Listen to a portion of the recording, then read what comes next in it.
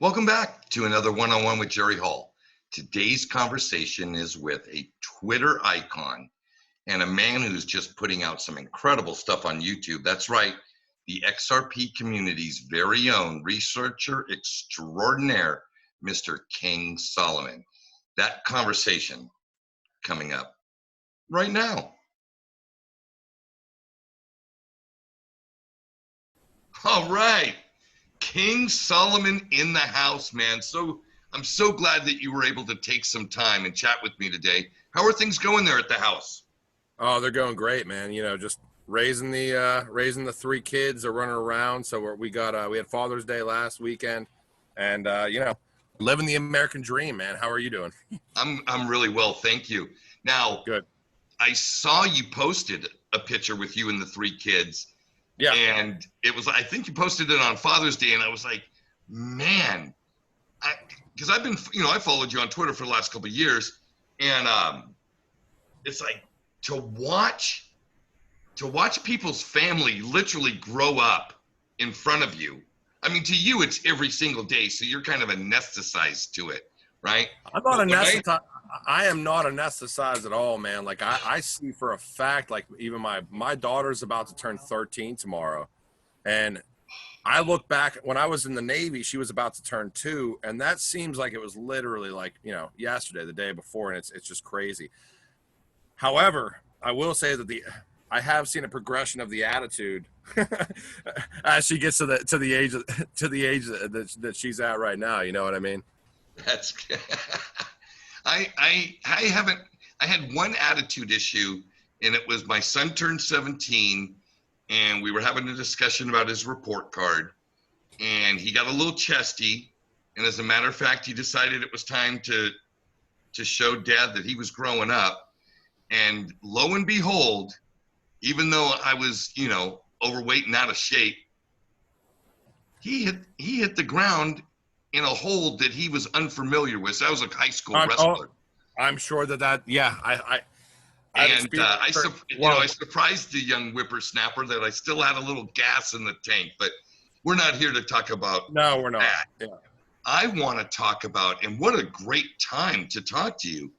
Dude, you've been hitting home run after home run after home run your last 5 videos over the last 5 days. It's like, here I'm making interviews and I'm talking about, PayPal and Zoom and all this stuff is wonderful, while you're connecting some of the largest entities on the planet to DLT and Ripple-based, payment solutions.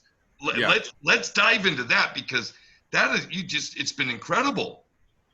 Yep. No, I mean, I've been trying to think about the format that I want to go about this for a long time. I love Twitter, and that's where I gained, and there's been some issues with, some of the YouTubers that using my info and stuff, which I freely provided, which I'm fine with. And just as a disclaimer, I have no issue with who anybody follows whatsoever. I have my own opinions on certain things, and my wife has even said in the past, sometimes I should just shut my mouth. But I provided quite a bit of info on Twitter over the past 2 years, 2.5, 3 years. And I did start a YouTube channel back in January, and I did start I walked away from it. I mean, I gained what I needed to gain. I have no problem with making money as far as putting out content that you research and everything else. I really came back almost because, I think that platform allows you to connect things in a way where I like making things easy for people to understand as far as scale and as far as scope are concerned. I think that what we are dealing with right now is legitimately this year, last year, probably up until 2025 is going to shape the way that the world of finance moves for the next century. And I think it makes sense to connect the dots for people so that they're aware of what's happening. And it's not just XRP and it's not just Ripple. Most people know me because of XRP and Ripple, and that's where most of my holdings are. I know for a fact it's not just XRP and just Ripple. I mean, it's across the board. They are not even revitalizing. They are completely revolutionizing what's going on in finance across the board We know how inefficient it is. I mean, if you've worked in a corporate environment, you see Swift messages and you're trying to get payment from a client, that could take days, sometimes weeks, sometimes up to a month to, for your client to facilitate that revenue and that capital that they can have to keep moving forward, especially during COVID, and especially in a situation where multiple people are unemployed, multiple businesses are fighting just to try to keep their workforce on board. I mean, I think this was a great time to come back, and I like connecting dots, and that's, I'm not going to put out a video if there's not a video to put out. It doesn't make sense for me to do two to three a day. It makes sense to put the content out that needs to be put out. And once some piece of news comes out, tie it together so that everybody can understand exactly what's going on. So no, I think that's great. And I'll tell you, one of the things that I was doing or have started to do is, like, for instance, my channel is just gotten monetized, right? Yeah. And congratulations, by the way. Oh, thank you. Thank you very much. Yeah. And I'm pledging every dollar from the channel to help financial literacy. So I'm either going to get some cool software or something, because there's stuff that I want to do for not only the English language folks, but the Spanish language folks. And so I've got ideas. I've got a thing I want to do for kids, ages like 6 to 12 to 13 kind of thing, this whole money monkeys type of deal, where I will tell a story through these animated characters, but there'll be financial principles, there'll be financial literacy, there'll be practical applications of sound techniques that you would use to craft fiscal responsibility. Yeah. And investing will be part of it, saving, how you spend, how you budget, all these things, how you generate, how you equal, how you maintain, how you grow it. Yeah, exactly. Appropriate, allocating time to generate money, because in the beginning you have to put your time to make money, but also want to show kids that there's a way to invest and have money make money for you while you're not actively attending to it. So that's a pledge I made. I made this pledge 2 or 3 weeks ago, and during the course of that, I found what I was doing when I wasn't doing an interview show or one of my live streams on Friday night, which I'd like to invite you to, if some night, because I just think you're a wonderful guy. I'm doing these kind of like, this is how I see things videos, my little market insight deals. And I've found myself referencing Leonidas's XRP arcade site a lot. Oh my God, man, that dude has Isn't he great? So much. But what I decided to do is that I would take 1% of the total each month, and I will donate that to Leonidas, because I know operating the site has overhead. I know he's running a server. I know there's electricity involved. I do know that he's got, people, he does post ads, so there is obviously some advertiser income. But I just, I don't know if it covers the whole thing. So I thought I would pledge 1%. And I would encourage any other YouTuber that's using XRP Arcade on a steady basis to reference pertinent information to donate to the guy, because that's a labor of love, basically. This is coming out of his pocket, and it would be nice if his load got a little lighter. I agree 100%. I not to interrupt you, but I mean, I've actually been thinking too, like I generally don't reference other people's. No, you don't. There's not a lot of things that I see on a daily basis that I haven't found already, but I've thought in my head, like, okay, if I'm going to actually revamp YouTube and start doing it again, and if I utilize somebody's content, is there a way for me to actually kick back? I have no problem with making money on ad revenue on YouTube, because you're watching a free video anyways. Right. Is there a way for me to kick back some of this to the content creators? And that, when you really start digging down the rabbit hole of what got me kind of incited about all this stuff is, there should have been a way to do that in the first place. I haven't gone to that point yet. Wasn't there? I mean, wasn't the XRP tip bot a mechanism back in the day for that? For sure. I mean, to an extent, but when XRP is 20 cents and you're getting 4 XRP for, an insightful post, but somebody else is making $400 or $300 for a video, that gets a little bit over, Okay. I hear what you're saying. There's no middle ground. You know what I mean? So, but if you're going to utilize somebody's content and it's like a groundbreaking piece of information, I'm not talking about normal, okay, this is happening, this is happening. I'm talking about somebody finding something that is an actual piece of news. You know, I've even thought about that. You know, that's why I try to research it still so I don't have to deal with that. But if I did, but like you were saying, Leonidas, I mean, across the board, like, when I did one of my first videos when I started back up was basically going through the pay ID clientele, and I was using Leonidas's website as a reference point. I was obviously doing my own research off of that, but I don't even know if I gave that dude a shout out. He does such good work that it's like unbelievable how much is actually there, you know. And in the scheme of things, when you look at the XRP community, right? Yeah. If Leonidas, if you did a poll of everybody in the XRP community, do a poll, your top 5, you know, favorite Twitter YouTubers to follow. If he's not in the top 5 of 90% of the community, I'd be shocked. He's just so well loved and so generous. Him and Wietse and guys like that, they just do these wonderful things. Oh, well, by the way.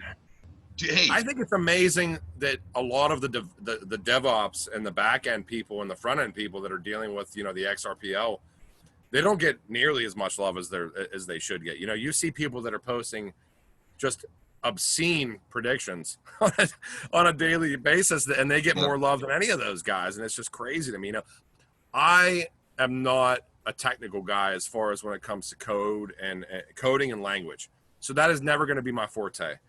But I do appreciate people like Leonidas that compile information and pull it all together in one place. And I know he researches because I know he does.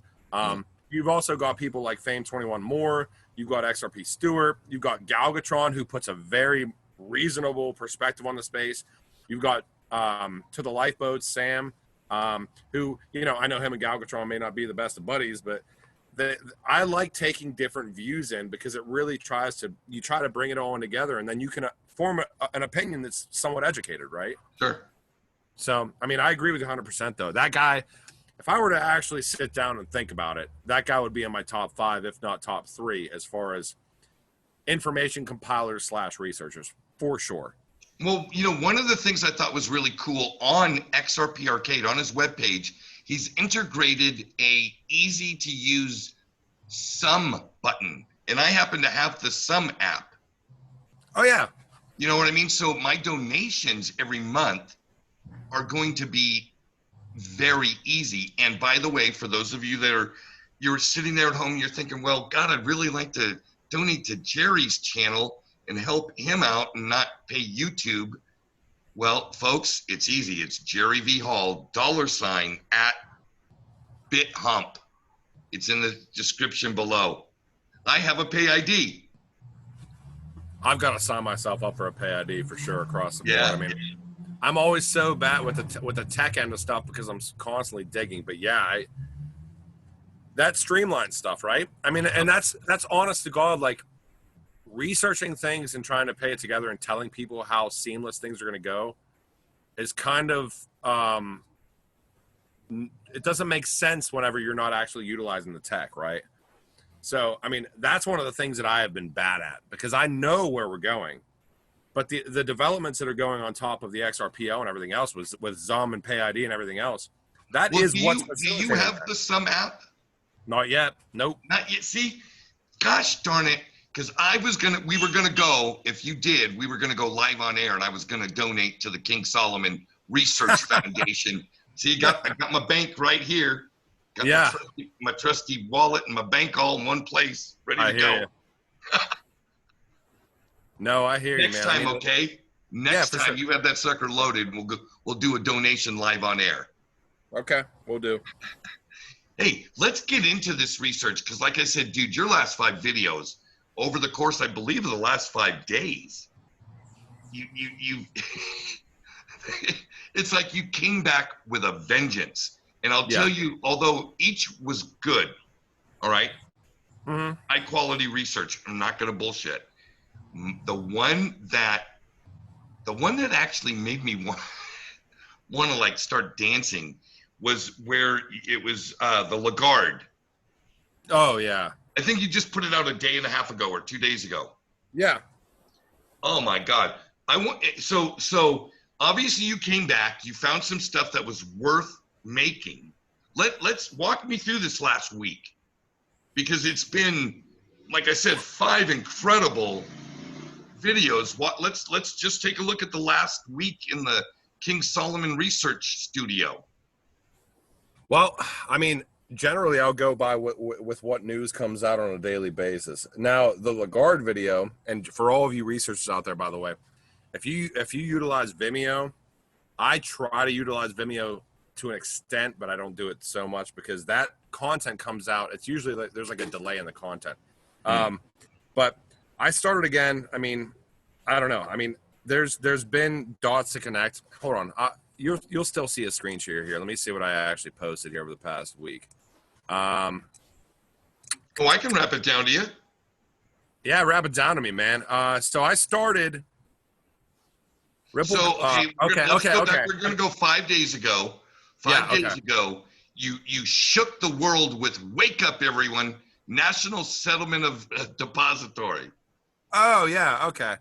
I mean, that's Soromitsu. That's Russia. They're tied in with SBI Japan. There is all sorts of initiatives going on across the board here that people may just not be aware of. And if you dig deep enough, I've found at least that most of the time, I would say 60 to 65% of the time, you can find a very decent connection with Ripple or XRP.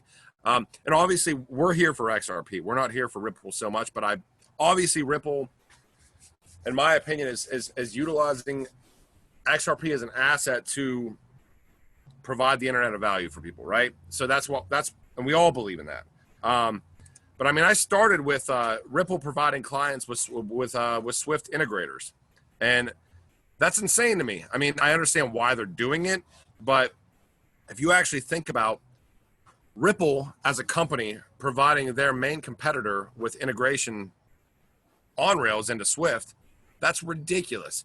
And I get the business model of that, because what I've seen personally is that most of these institutions and most of these banks are trying to future-proof in tandem with their legacy system. So what you're going to see, and what I try to preach on my channel as much as I can, especially once I started back up again, is that it is going to be more about choice than about utility in the beginning. And once that choice is made, and that choice is made for the utility and for something that's faster, cheaper, more efficient, and it's made once, it's going to be made more and more times. And it all comes down to liquidity too. You have to build up the liquidity to be able to facilitate what is going on, because Swift transacts insane amounts of transaction messaging across the board. We all know that GPI has instant settlement at this point, but that's still deals. No, I don't think it does. I think it has instant. GPI is instant. No, the settlement isn't instant. It's near instant. It's near instant, but it has to do with Nostro and Vostro. So they are making agreements on the front end and the back end between these institutions that are signing up for GPI. Well, both institutions, for it to be instant, I mean, I know a little bit about this. For them, that's my understanding. For either for the institutions to get real-time settlement, both the sender and receiver have to be on real-time gross settlement systems, and there's only 3 or 4 countries that actually have that in place. Really? Well, there you go. You know what I mean? The other guys, all these other people are still kind of playing catch up, but they'll get there. I mean, it's progress doesn't happen. It's not a flick of the switch kind of thing. Not whenever you're dealing with the largest banking institutions and FIs in the entire world. And I think that you and I know that, right? Right. But why that's why you're seeing all these proof of concepts across the board. I mean, we know who Ripple's tied in with and everything else. I mean, well, let's dive into that. Let's dig a little, because in your Ripple plus CGI, the $5 trillion a day, 20% of Swift video, you hit on that. Yeah. Well, let's hit on it. We're here. I mean, we can hit on it. They do their what is it? Their intelligent gateway, right? That's what they talk about, which is directly integrated into Swift. And now I think that they've upgraded that. I don't want to say upgraded, but maybe rebranded it. This was 2017. into it's like called AnyPay or something like that, whatever that's called at this point. I am not naive to any extent. Ripple is still facilitated in with CGI for sure across the board. I mean, but you see a company like CGI, I think 25 or 30% of Swift messaging payment flows run through CGI. That's a chunk. That's a huge amount of money. I mean, that's like 1.5 trill a day. I mean, and you get into during Monday through Friday.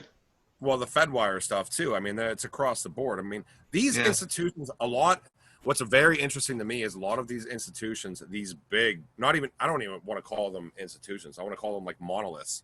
As far as like how big they are, that have dealt with Ripple for proof of concepts, that even moved from the proof of concept stage up into integration directly into RippleNet. A lot of the information you can't find after like 2017, 2018, which is very interesting to me because now you see kind of get closed-lipped, huh? Now you see all the central banks and what they're doing as far as trying to implement CBDCs and interoperability and all this stuff. And we all know. See, I use the common sense thing. I don't think that there's going to be a blockchain solution that integrates CBDCs and interoperates them across the board. I just can't see it because I've worked in the nuclear field, and there's so much red tape just in my one job where if I want to facilitate something getting done instant and quick, I've got to talk to 40 other people before I can get it done.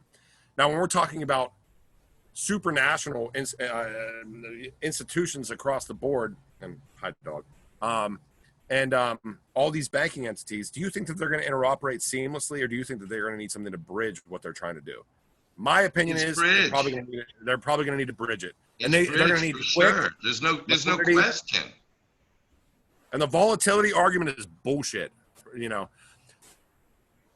all of these huge financial advisors are talking about volatility. We are in a nascent market that has been around for 9 years. You know, look at how long these institutions have been around. 200, 300 years, 500 years, 1,000 years, whatever. The fiat system has been forever. Except for when you were trading coats and blankets.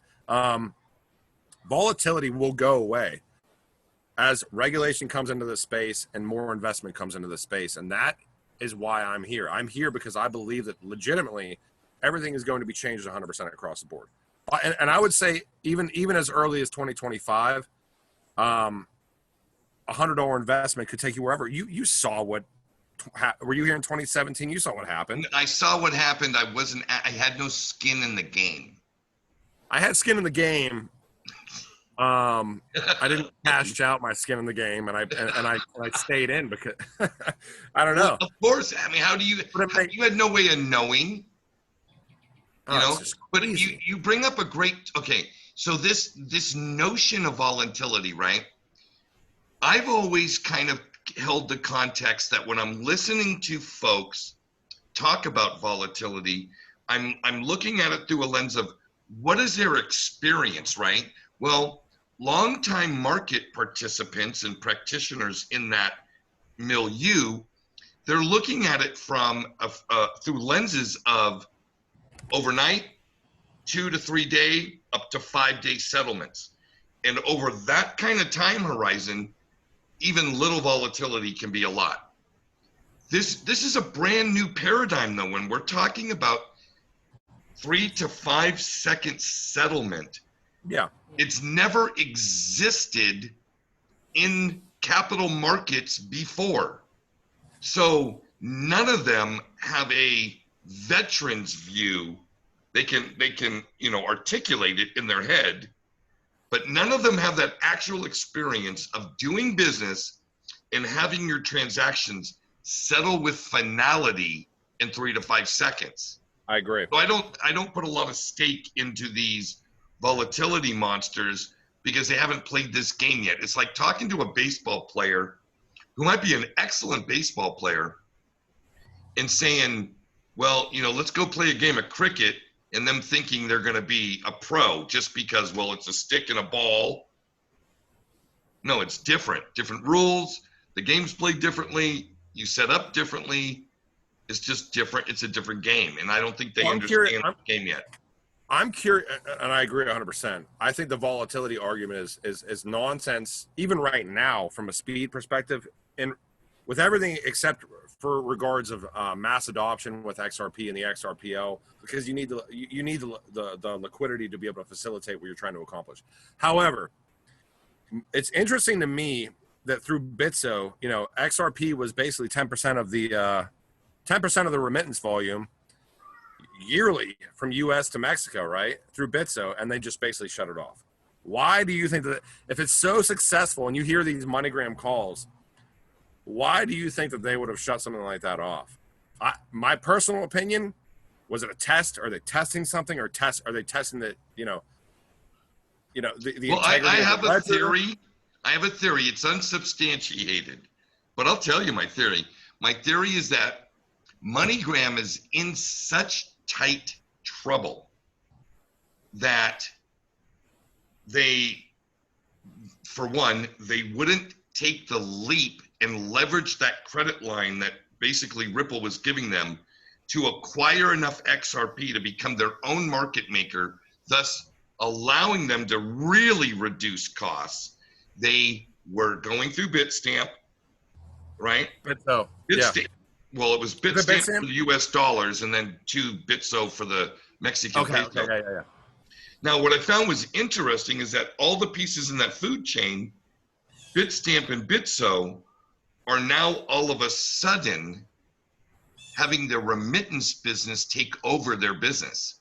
In other words, over 50% of their entire company's revenue was coming from remittances, not the exchange side of their business. Yeah. And in a later interview, we find out that that is also true with BTC markets in Australia. Now, I haven't heard any word. Is also PayID, I believe. Yes. Yeah. Or something FX. They're also integrated with an FX. I think. Hold on. BTC Flash markets. FX, was it Flash FX that got rebranded or something like that?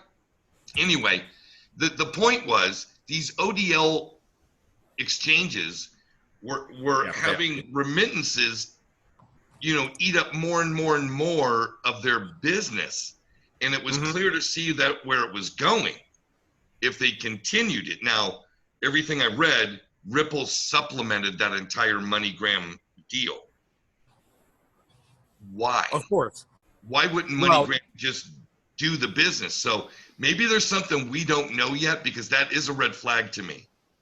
If MoneyGram can't facilitate and grow that business organically, what's the hurdle? What's the real problem? There's plenty of flow going into Mexico, right? Yeah. Plenty of flow. So what's the holdup?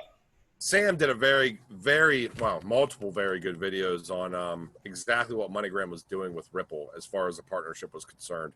And as far as what the quote unquote investment of Ripple, or I shouldn't even say the investment, the incentivization that Ripple was providing to MoneyGram from a monetary standpoint to make them use ODL. And it made sense. I mean, but it doesn't make sense to me to just shut down ODL either. I'm curious. I agree. I totally agree. It's like you have kids. You have 3 kids, right? Yes. How many of them did you get a bike? And then that very first bike had training wheels. All of them, yeah. All right. So, but you don't keep the training wheels on forever. No. You eventually take the training wheels off and let it run by itself. Yeah. Continues to ride, and they ride farther, and they ride longer, and they come home tighter, which is great. That's a very good analogy. That's how I saw this. And so why when Ripple took the training wheels away, is this not still going? That's the biggest question to me. They threw the bikes away. They threw the bikes away. They took the training wheels off and they threw the bikes away. So David, they tested it and proved it. And they knew it worked. So they took the bikes and they just threw them in the garbage.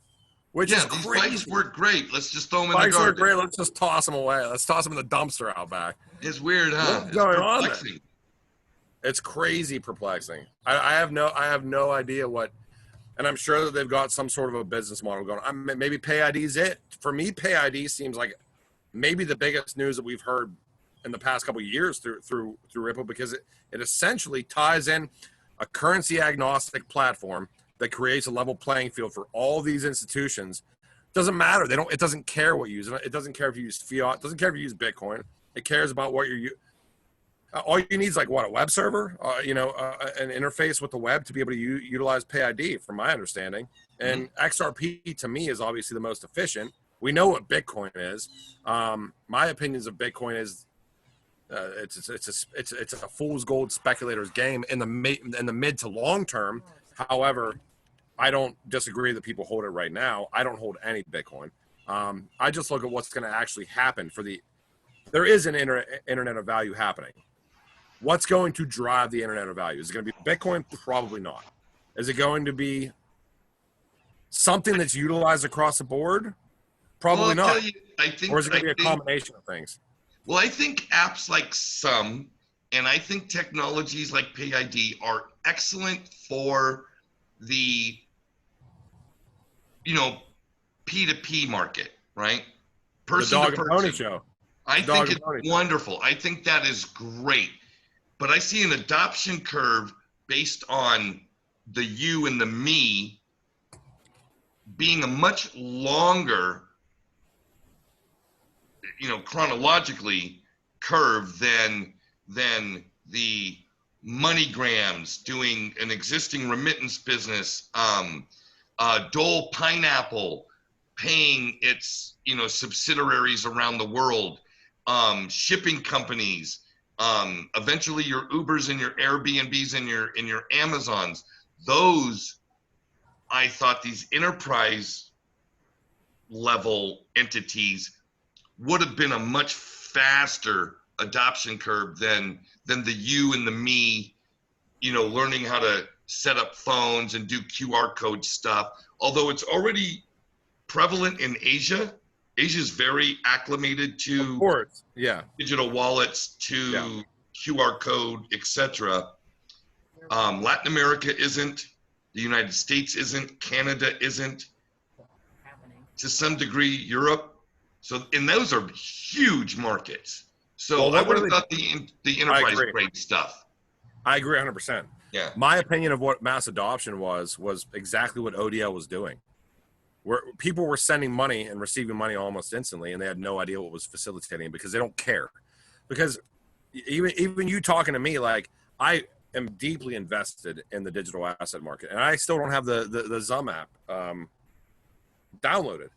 What does that say about where we're at as a society? Because my opinion as far as where adoption was actually going to occur, just like the internet was used by the military in the 70s before we were even doing the and then if a kid got on the phone and their mom kid got on the internet and their mom got on the phone, they're like, "Mom, get off the phone." It starts whenever people are seeing that there's more efficiency without them even knowing why that's happening. And because most people inherently, number one, trust what they've been used to for their whole lives, which is fiat, and don't care or realize that it's screwed up and don't care enough to think it's ever going to change is number two. And I mean, across the board, I believed, and maybe I'm wrong because that's Ripple's moving away from that at this point. I mean, now it's P2P. I believe that the big change was going to occur through the efficiency that's going on with MoneyGram, for example, or all these other things that are using RippleNet that I don't know. It's very crazy to me. I thought it was going to occur without people knowing, and now I don't know. Maybe people will know, but I agree with you. I think that the adoption curve is much longer. That people have to realize what's going on and then try to adopt it that way, because people don't change. If in fact Ripple's plan was to have the P2P segment of the business be what leads the adoption, I don't think anybody knows what Ripple's plan is. But I don't think that's the truth. I'll tell you what I think, and I've done some work on this and I've done some videos about it. Going back and listening to what people like David Schwartz have said in the past, Larson and on stage, and even Bob Way in his couple of multi-hour interviews that he did. Yep. There were some nuggets dropped, and I'll tell you, I honestly believe the fastest bell curve of adoption for us as it pertains to Ripple's integration of RippleNet is through real-time gross settlement systems, and that's on a national level. So we know they just talked to Brazil. Wonderful. We know through Marcus Treacher that the Central Bank of Cambodia has been talked to. Okay, great. We know from that's sure that Central Bank of Cambodia was also Soromitsu in that video I did on SBI Japan. Exactly. We know through research that they don't settle a lot on a yearly basis, but I'm more concerned with Brazil than I would be Cambodia. But I agree. Well, I think there's only so many central banks. I mean, there's thousands upon thousands upon thousands of other banks. There's only 150 central banks. Yeah. So I mean, you start chipping away at that market. I agree with you 100%. You know what I mean? We know England. Like I watched videos you did in the past. Matter of fact, you did some work with SPQR, and I remember the Bank of England was a topic. Yep. And their version of their real-time gross settlement system, I think it's called TIPS or something of that nature. And you guys highlighted that. So there are some players that have real-time gross settlement systems that you can synchronize with RippleNet, and I think that's the game changer. I think that's the shot for adoption. Bank of England is 100% integrated with ILP for sure. I mean, I watched a video. I forget the lady's name, but this was just probably this was when I started making videos in January. They talk about, they're not going to build because if you're not aware, Bank of England is renewing their RTGS system. They're not building it on top of DLT. They say they're not building it on top of DLT, but they are integrated so that they can connect with anybody that does utilize DLT. And we know that they're integrated with Interledger Protocol. And then also, I think it's Project Stella, right? Which is Bank of England and Central Bank of Japan or whatever, which called out Ripple and Stellar in their white paper. So I pay attention to what all of these institutions are saying. It's my opinion, and even the back end opinion, like my actual tinfoil hat opinion, is that XRP may be utilized, and I'm not trying to be speculative here. I mean, it is speculative, but I'm not trying to tell people to buy XRP. But I believe 100% that all these major nations are probably going to be okay, but it's going to be the unbanked populations that are connecting to these third world countries that they have no liquidity measures to deal with at this point in time, and that may be XRP's use case. Dealing with, somebody like the IMF, which obviously has dealt with Ripple, that tries to provide relief efforts for these countries that imagine getting money into a country like, X country that has no economy. They're going through a drought, whatever. I mean, you see the initiatives going on. That's what Ripple has constantly talked about.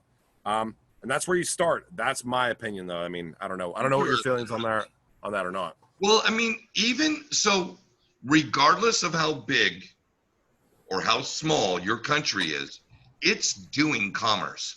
Every single day, commerce is taking place. Now, are there GDPs in the trillions of dollars? No, but they're doing commerce every day, and there is import export. I don't think there's a country that doesn't import or export something. So there are, like you said, and maybe that is the low-hanging fruit. We will see. What do you think? I know that we've been talking about XRP a lot, so I'm curious. Yeah, I'm curious what you think the other use cases or what other digital assets you think. I've seen documents that talk about the most disruptionary digital currencies are.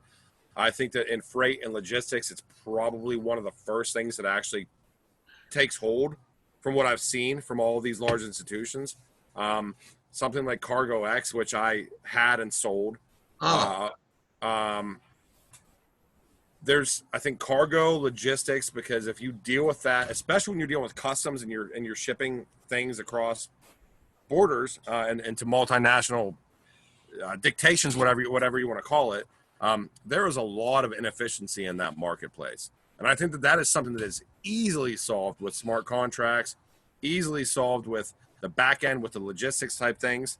I think smart contracts are almost right there too. And I think the payments, as far as cross-border payments, those are my three. I think smart contracts, I think logistics, and I think cross-border payments. You and right I there. think exactly the same. When I was looking at what I was going to actually put my real dollars into, I didn't choose products, I chose verticals. Payments was a vertical, programmable money, which is smart contracts, was a vertical, and supply chain was a vertical. And so it was, you know, go through and find the projects that best suit those use cases. And for me, it was XRP and payments, Cardano and smart contracts, and BET in the supply chain game. Yeah. What about Ethereum? Those are my three holdings. I think, what about Ethereum? Do you think Ethereum's ingrained into the system to the point now? Well, you know, I think Ethereum, That's basically like saying that Netscape is ingrained into the system, right? No, it's like saying Blockbuster is a national pillar and a cultural icon and will never go away. Yeah, you're right. If you're under 20, you go, what? What? Blockbuster? Is that a blockchain project? Amazing that so many projects run on the Ethereum blockchain, and it's like not as. But here, let's take a look at Ethereum. Okay, so they're still on proof of work. Yeah. 2.0 isn't here yet. No.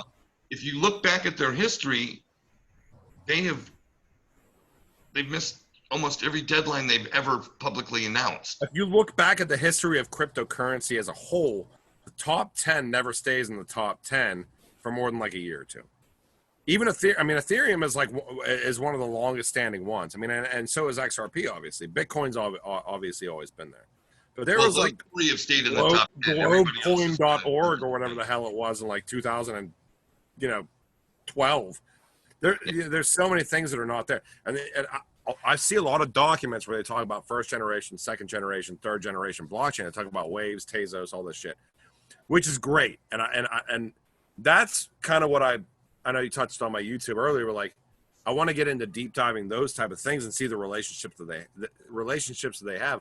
The only fear that I have with researching something that new, and I'm still going to do it anyways, because it will change the future, is when you're dealing with something like payments, as far as like from a national, or not even national, like a global point, it takes these institutions so long to try to integrate.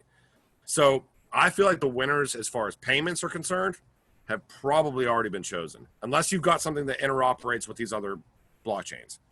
When you're dealing with logistics and stuff like that, who knows? But I feel like this whole thing is about interoperability across the board, because it has to be. It has to be, or it won't work. There's 6,000 projects. If things don't interoperate, so you've got Overledger through Quant, you've got ILP through Ripple, W3C, the internet, gifted to the internet. I think SIA is dealing with interoperability. I know Hashgraph is. It's crazy. But I agree with you. I think that those three things 100% are probably the three things that first get disrupted first. We see it in payments right now, you know? And if I was going to do like a lottery ticket, let's say I had a lottery ticket, right? It's your last dollar. You're going to go for $1 million to one shot kind of thing. What would you pick? I like Casino Coin. You like, see, I haven't looked into it enough, and I've been neglectful in that, because initially anytime anybody shows me anything, I get weary. Sure. But if you actually think about it, what industry are people most willing to be disrupted first? That are people that are probably already gambling, right? And I know that Casino Coin is basically a clone of the XRP, it's correct? Built on the XRP ledger, from what I understand. Right? That's my understanding as well. I'll look into it more. Maybe I'll do a deep dive on Casino Coin. You know, here's one of the things. I was a pro poker player for a while, so I have that background, those antecedents already kind of instilled in me. But when you look at gaming, right? You look at gaming. In general, that's right. You got almost a recession-proof business. Good times or bad times. My wife just said it.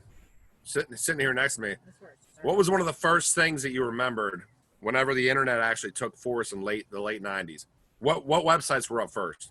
Porn. Poker. No. Well, I was like Poker 14 and or porn. 14, so of course porn. But there was Literally, poker. yeah. I remember poker sites when I was in like wagering. ninth grade, and those poker sites were very advanced for how young and new the internet was. Advertising too. It was very easy for people to get on. You knew what you were going on there to do. You wanted to do it, and you wanted to get your money quick, right? That was it.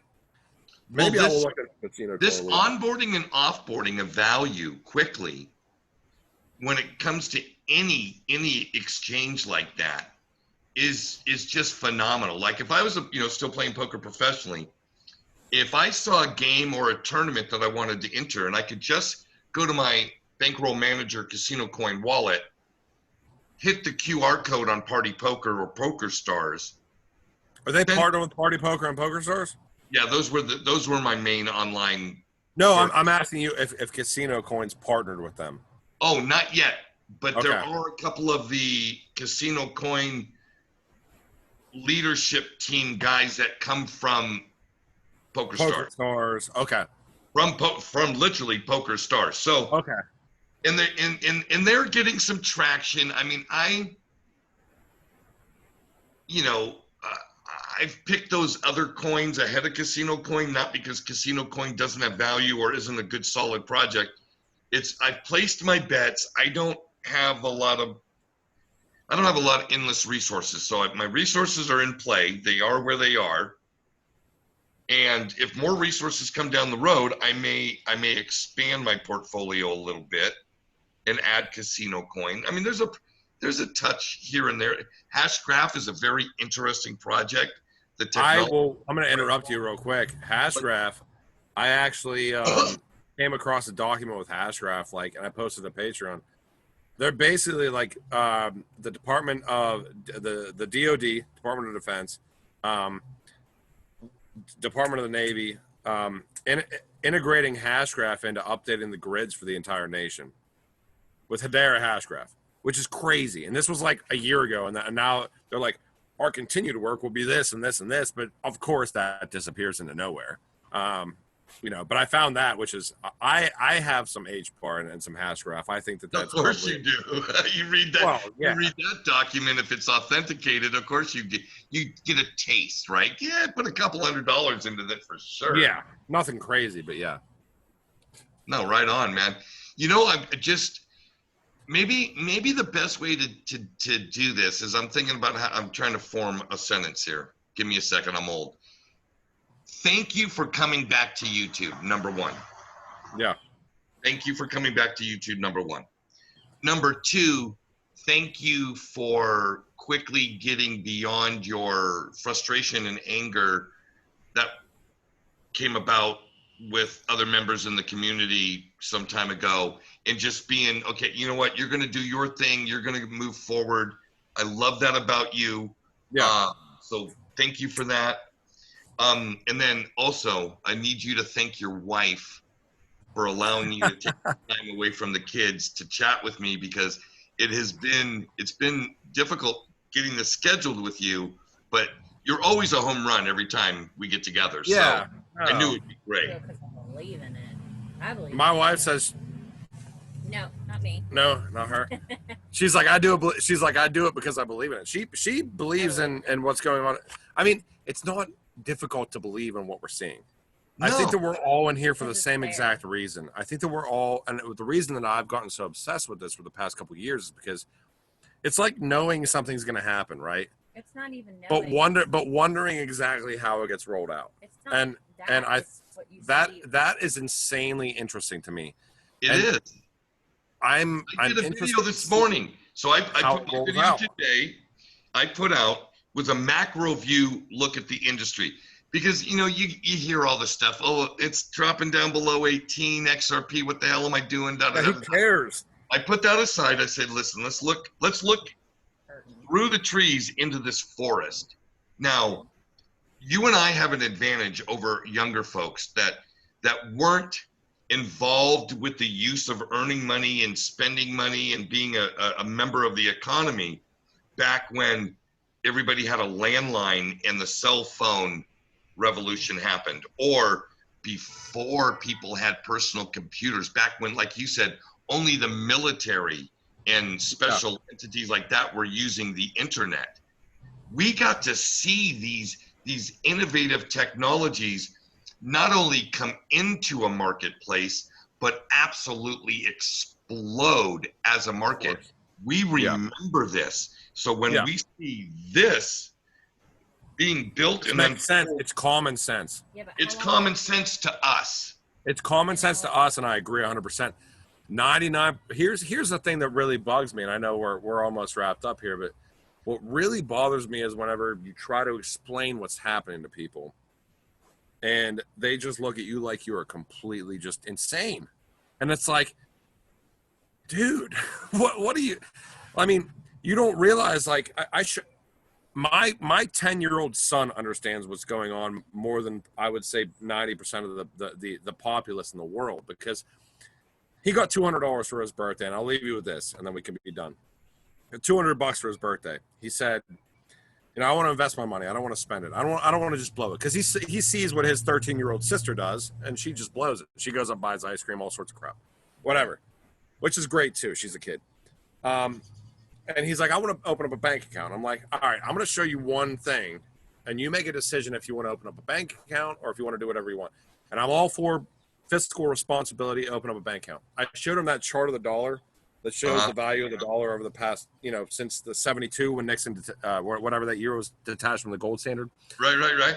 He asked me right off the board, he's like, what else can I invest in? I'm like, well, silver and gold are decent hedges against recessions, and they generally go up. If you hold long enough, and you're not going to make a ton of money off of it, but it will hold your value, and you might have some money here in 7 to 9 years, Dude went online and bought like some silver bars and some gold, and he's got them stashed away in a safe. He didn't want to open up a bank account, do nothing. And I eventually convinced him with his next, I think it was Christmas after his birthday, throw $50 into crypto. Do $100 into gold and silver, because that may hold its value. Throw 50 into crypto. And maybe, I always tell them though, keep half for yourself and keep half for investing. And whatever you invest in, just make sure that it's going to go up in value. You don't want to put the money, dude. Quantitative easing and negative interest rates are going to be the standard within the next couple years, because they want you to get your money into the economy like that as quick as possible. And that's nonsense to tell a 10-year-old kid, save your dollar bills, invest, I'm not going to do that to my son, Interesting. Can I ask a favor of you? Yeah. For any of your kids that are willing to do it, I have only a couple, I think 3, educational videos on my channel in a playlist called Financial Literacy. Yeah. 2 of them are specific compounding interest stories, but I'm doing them on a Doodly software thing, trying to make them you know what I mean? Make them very much so understandable. Exactly. And if your son would take the 15 minutes it would take to watch those videos, because the total of them is 15 minutes for all 3. Yeah. And give me some feedback in the comments, I'll send him 10 XRP. I will tell him that. And yeah, go ahead. Our son would be the forefront child to start that for you, because he's into like coding and stuff like that. We've got he loves all that online stuff. We did it through he goes to Carnegie Mellon University for coding every year. Right on. And he'll sit there and watch the nerdiest things about history, like about battleships and online gaming and online like cryptocurrency. And I'll walk up there and I'm like, what the heck is my 10-year-old son getting into without us even telling him? I will 100% have him watch that. And just to give you a heads up, I think it was, you have to look this up on your own, because I'm not going to do it right now, and then we'll end this. The IMF or the European Central Bank or the Bank of England, one of those 3 institutions is actually starting a children's show with this cartoon thing about financial literacy, and I guarantee you blockchain's in there. So I saw that about a week ago. I never posted it to Patreon. I never posted it to Twitter. They're Right. going to start rolling out crypto stuff for these kids. So I'm on that. Well, that's It my passion. Here's the thing. My journey in crypto has led me to a path of financial literacy, as I know it has you. yeah. We know more about how money works, how to make money, how money is spent, what deficits are, what printing money is, what sound money is. All of these things I've learned in the last 2 years. Well, Of course. I think a tremendous amount of the problem with the people that give us the glazed donut eyes when we talk about this stuff is Don't give a shit. Well, they don't know. they don't know. It's not a don't understand. It's a they don't know. It's not taught in public schools. It's not taught in junior colleges. But they're not going to get told by somebody like you and I either. They need it to be announced to them through the mass media, which is the first problem that goes in with that. Because I've tried to explain Or it. they come to us in a crisis. What do I do? Of course. My house. How did you make all this money? Yeah. How did you make all that money? Yeah. Let's leave on. That's a high note. How did you make all that money? Hopefully. Hey, It Solomon. was nice talking to you, Jerry, for sure, It's man. always a pleasure, my friend. Folks, thanks for tuning in and spending your time with us today. You know where to find King Solomon on both YouTube and Twitter. They'll be right there in the description below. And until next time, from Costa Rica, Pura Vida.